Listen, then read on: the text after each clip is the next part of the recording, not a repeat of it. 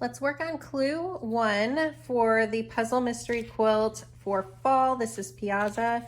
So step 1, let's get all of our fabric organized. So I like to use these design boards, and I'm just gonna separate all of the pieces so I know what I have. All right, so I have everything organized, and if this is your first puzzle mystery quilt, be sure to save this pamphlet, because on the back it'll tell you what all of the fabrics are, because you'll see in your pattern it refers to like fabric D and E. Then you can look here and see that D is this fabric and E is this fabric.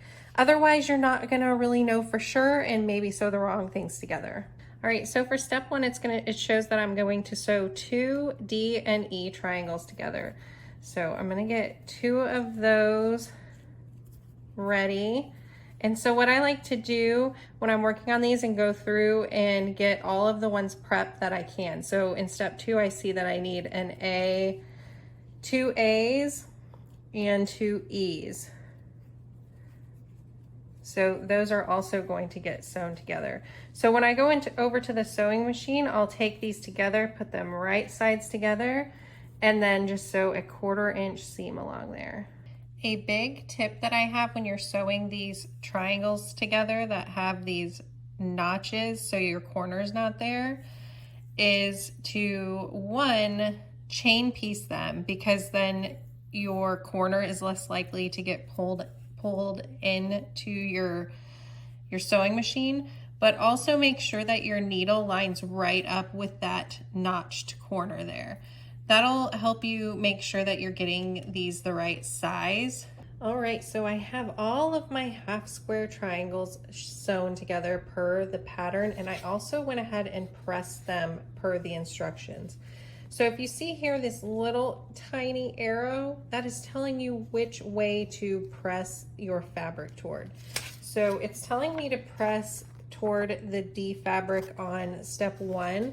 So you can see here that I'm using fabric D and E, which is D and E. So these 2 fabrics here, and I wanted to press toward the D fabric. So you can see that I have my seam pressed in that direction, and I made sure to do that for all of my pieces.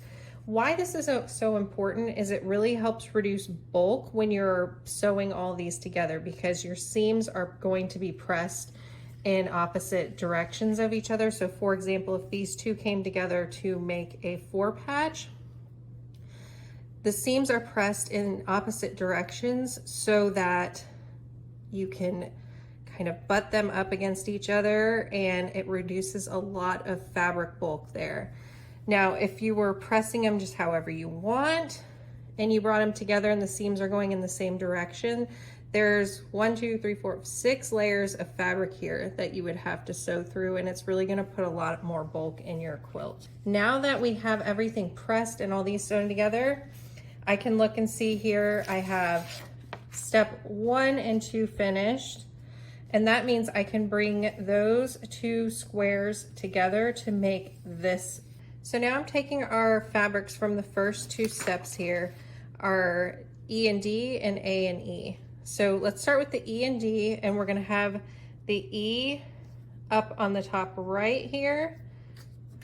And then with our E and A, we're gonna have the A on the top right. So you can see that we're kind of making this pretty line coming through here, and you can look and see that we have it matched up properly. So when we go to sew, we bring these right sides together and sew a 1/4 inch seam.